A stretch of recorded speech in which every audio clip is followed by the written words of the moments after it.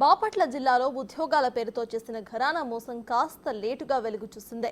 రైల్వేతో పాటు జిల్లా కోర్టులో ఉద్యోగాలు అంటూ డబ్బులు వసూలు చేశారు. చిలకలూరిపేటకు చెందిన గుంజి శ్రీనివాసరావు అనే వ్యక్తి దాదాపుగా 10 మంది నుంచి కోటికి పైగా డబ్బులు వసూలు చేస్తున్నట్టుగా బాధితులు చెబుతున్నారు. బాపట్ల జిల్లా ఎస్పీకి బాధితులు ఫిర్యాదు చేశారు.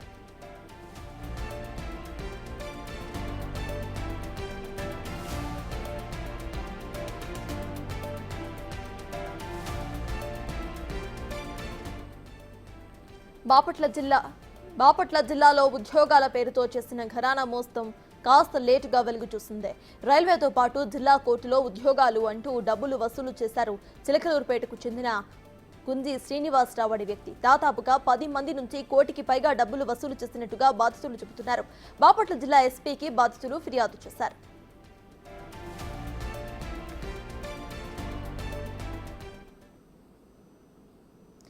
ఇదే అంశంపై పూర్తి డీటెయిల్స్ మా ప్రతినిధి సాయిశంకర్ అందిస్తారు. సాయిశంకర్ చెప్పండి, ఇటు కేసు కూడా నమోదైనట్టు తెలుస్తోంది. ప్రెసెంట్ అప్డేట్స్ ఏంటి? అక్కడ ఇన్వెస్టిగేషన్ ఎక్కడి వరకు వచ్చింది? సర్తాజ్ నిరుద్యోగులని ఆసరాగా తీసుకొని కేటుగాళ్లు డబ్బులు దండుకుంటున్న పరిస్థితులు కొనసాగుతున్నాయనే విధంగా చెప్పొచ్చు.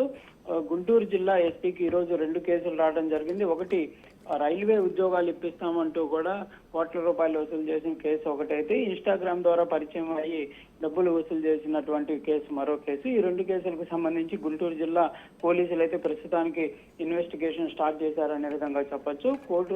రైల్వే ఉద్యోగాలకు సంబంధించినటువంటి అంశంలో చిలకలూరుపేటకు సంబంధించినటువంటి చిరంజీవి అనేటటువంటి వ్యక్తి 10 మంది విద్యార్థుల దగ్గర నుంచి ఒక్కొక్కరి దగ్గర నుంచి కూడా 10 లక్షల రూపాయలు వసూలు చేసి కోటి రూపాయలు వసూలు చేశారు. అయితే అన్ని దానికి సంబంధించి ఆర్డర్స్ కానీ మిగిలినవన్నీ కూడా చూపించారు. అయితే ఇవన్నీ కూడా ఫేక్ అని తేలటంతో బాధితులు తమ డబ్బులను తిరిగి ఇవ్వాలనే విధంగా డిమాండ్ చేయడంతో వారికి ఇవ్వము, కావాలంటే కేసులు కూడా పెట్టుకోండి అనే విధంగా బెదిరించడంతో వాళ్ళు గుంటూరు జిల్లా పోలీసును ఆశ్రయించారు. మరో కేసులో తెలంగాణకి సంబంధించినటువంటి విద్యార్థుల దగ్గర నుంచి ఇన్స్టాగ్రామ్ ద్వారా పరిచయం అయ్యి ఒక్కొక్కరి దగ్గర నుంచి 30,000 రూపాయలు తీసుకోవడం జరిగింది. వారికి ప్రైవేట్ ఉద్యోగాలు ఇప్పిస్తాము, లేకపోతే కొన్ని ఏవైతే ప్రూఫ్లు అంటే ఇట్లా డబ్బులు వచ్చిన వాళ్ళకి సంబంధించిన ఫోటోలు, ఆ ప్రూఫ్లన్నీ చూపించి వాళ్ళ దగ్గర డబ్బులు తీసుకున్నారు.